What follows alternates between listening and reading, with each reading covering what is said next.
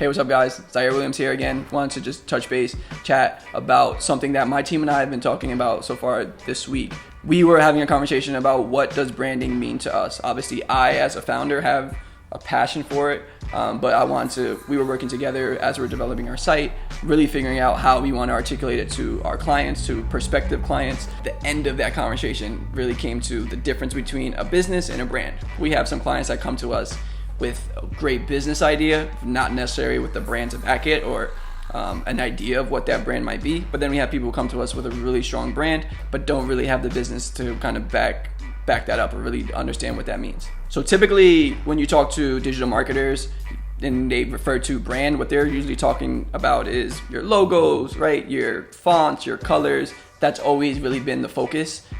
Things are changing now. If you haven't noticed, right now in the space alone, a lot of the digital marketers are a lot older and they're doing things the traditional way. That's kind of how they go about their business. But right now in the digital age, your brand, all those things are still important, right? You still want to make sure you have a good logo, your colors are on point, your fonts, whatever that is, but it's a little bit deeper than that, right? I think in the past, the focus was those things because you were handing a business card out. So when you see that, that's really the first interaction you're going to have with the business, maybe on the webpage as well, but that's really the extent of it. Now with social media, branding has really changed. Your business card now is your Instagram feed, your Twitter feed, your Facebook feed, right? So I'm not just going and looking at what colors you're using, but I'm also looking at the content that's there. I'm looking at your captions, right? I'm looking at who you're following, who's following you, those types of things. In 2021, your business card is not the physical card, the piece of paper you have. Your card, what's representing your business is your Instagram feed, your digital presence, right? In the past, I really wasn't even around for that era, but when you're giving someone your business card, their perception of your brand is, yes, those logos, designs, but also you yourself, right? Whatever conversation you had with someone before you gave them your business card is the perception they have of your brand, right? That's the only interaction they've had with your brand. Right now with digital, you have the opportunity to cater that first impression with your digital presence. So one type of client we have that comes to us is a client that has an idea for a brand with no business really to back that. So what does that mean, right?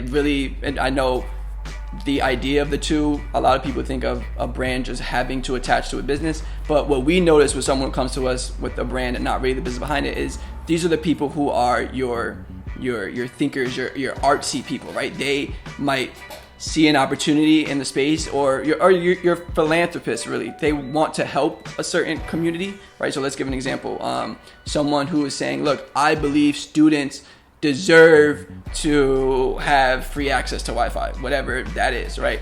You might be really passionate about that and understand that you're going to be able to bring an audience of students who need that because that's an opportunity you see. In that example, how would you profit off that Wi-Fi?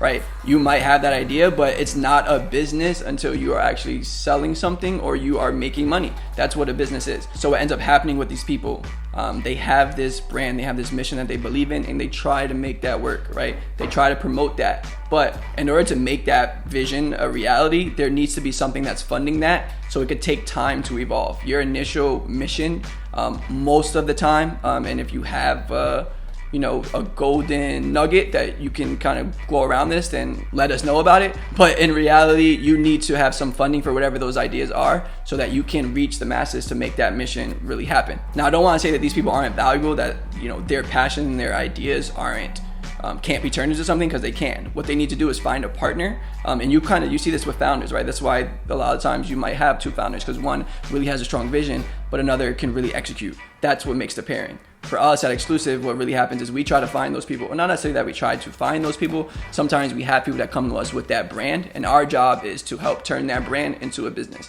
while still keeping the brand mission and the values of that brand present throughout the business. Another thing to consider really in this whole process is an effective brand has an effective business behind it. Let's go back to the idea of the Wi-Fi for students. If I come to you and I like your brand and I like your mission, and then you don't actually have a system that's providing that Wi-Fi to the students, that hurts your brand. You're not true to it. It's not reliable. One thing I really hate is when a client or someone I'm speaking to is pressing us or concerned about, hey, we want this type of content now.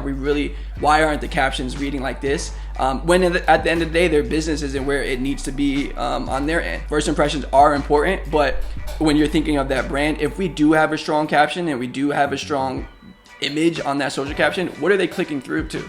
Is there value behind that? That's really what the foundation of your brand is. So you really want to focus on your business first. The other half to that is people who are coming to us with a business without the brand to follow. That's a lot more common, honestly. Most of the time, these are people who see an opportunity in an industry, may have access to a product or a service with a really good margin, right? So they're saying, hey, look, here's an opportunity to make money. This is what, this is what I want to build. Here's my business. And now, really what the game is once you find a business, when you're thinking of digital space, what's happening is they're throwing money and paid or at the business so that more people can just see the opportunity, and they're playing it by the numbers, right? If I get 10,000 people to see this and I got 10% of those people are going to convert, I'm making that's 1,000.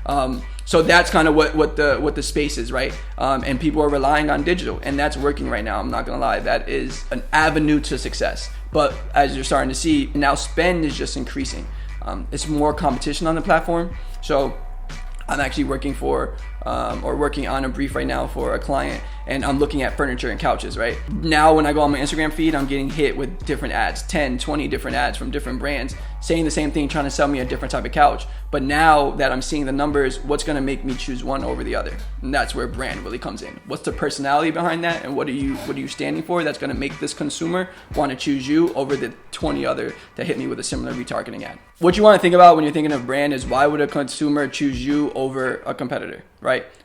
Is it because you have a mission that they believe in? Maybe you're sustainable and your competitor isn't. Maybe you partnered with a business that they really like, so they just assume that because you're connected with them, you're also a reliable brand. Or maybe they came to your site and saw that you're not just trying to sell them a product. Maybe you have a blog that's actually giving value, right? Those are some of the things you can do as a brand to help you stand apart from your competitors. So this is the conversation we were having, going back and forth, and really what it is you need the balance between the two, right?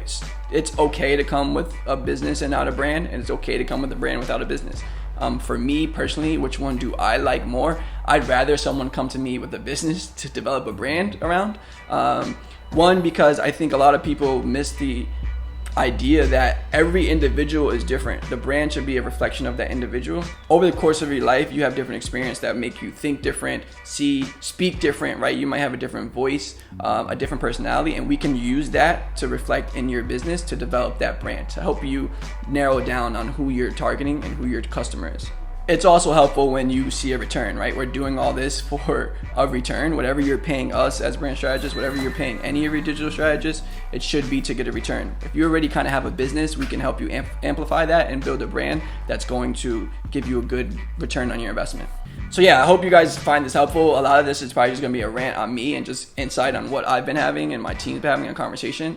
And it's really just gonna allow me to look back on this in a couple of years and say, look, this is where we were, this is how it started. But it is things that you should start to think about. If you feel like you have a strong business and you're not really thinking about brand, you should start doing that. And vice versa. If you feel like you're really passionate about something and think that that's kind of where the road ends, there's a business that you can build around that. You just need to take time to really think about it and find some competitors in the space.